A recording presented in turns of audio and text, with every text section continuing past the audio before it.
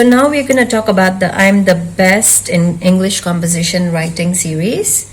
This is by Educational Publishing House, written by Carolyn Lee. Okay, and this is available for primary 1 until 6.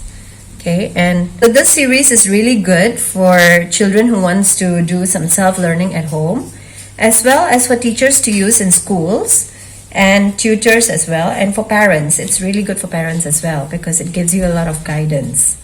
Okay, now let's take a look at the upper primary for the English composition writing. This is now the primary 4 for the composition writing. Let's take a look at their content. It includes plot, introduction, point of view, your rising action, your character development, your climax, sequence and logic, your falling action and conclusion, your showing versus telling, sensory description. There are similes and metaphors, personification and hyperbole. There's repetition, there's rhetorical questions as well, and sentences, your punctuation, and finally vivid verbs and adjectives and adverbs. Then they talk about the plot, on how your story should begin, what happens to the story as it climaxes, and how the story ends. So they give you certain tips on how to make your story more interesting. And here they give you an example of how your plot should look like. They give you a breakdown, and then they give you the triangle where it shows you how your story builds up and finally ends. And here at this point, you are supposed to write around 120 words at this level. And for example, a topic is given, which is getting lost in here. So 3 pictures are given. They are not necessarily in the sequence that you're supposed to follow. So you can follow it accordingly to what you like. So kids at this point will have different sequences. And then you break down your story into the different paragraphs with a mind map. So at the fun fair, and then you watch a juggler, could not find your parents. So if you look at the breakdown, all kids will have different storylines at this point because the picture that is given is very generalized. So you get to break it down on your own creativity. And here they give you the plan for you to write your paragraph 1 to 4, for example, where you start to do your setting and you introduce your problem. And at paragraph 5, there is the rising action. And at paragraph 6, who or what help the narrator. And at paragraph 10, you have your climax and falling action. And finally, at paragraph 11, resolution. So the stories are longer now. You are given a model composition here to go through with the key points at the edge. And all these highlighted areas are the ones that you should keep note of. And the vocabulary list is then given. Now the vocabulary list includes words and phrases at this point. And the meanings are also given. And the narrative tool. On what kind of phrase is it? Is it an alliteration? Is it a phrasal verb? Is it a descriptive phrase? So you can use all these in your writing. It actually improves your vocabulary bank and eventually improve your writing quality as well. And then at the end of the book, we always have the answer keys where children and teachers and parents can even go through to check for answers if they are not sure of.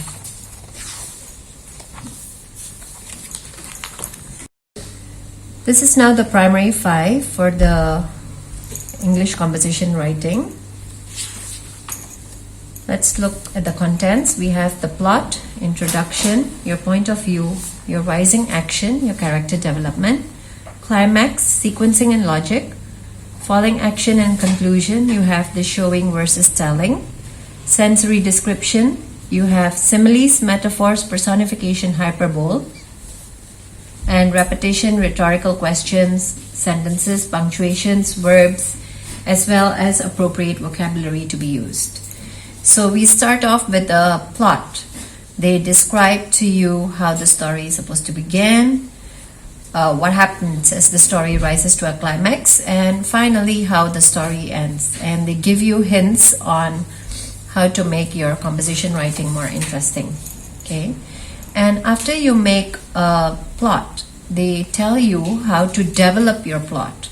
So, for example, what kind of change can I write about? Which picture or stimuli shall I use? Which idea have I chosen? Will I use first, second, or third person in my writing? And where will the story start? And what is going to be the problem, conflict? How do I show the rising tension? What is the climax going to be? And finally, what is the falling action and resolution of the story? So they give you an exercise to help you practice on how to develop your plot. And finally, they give you a question with 3 pictures. Now, you may use all of the pictures, or you can just use one and develop your story.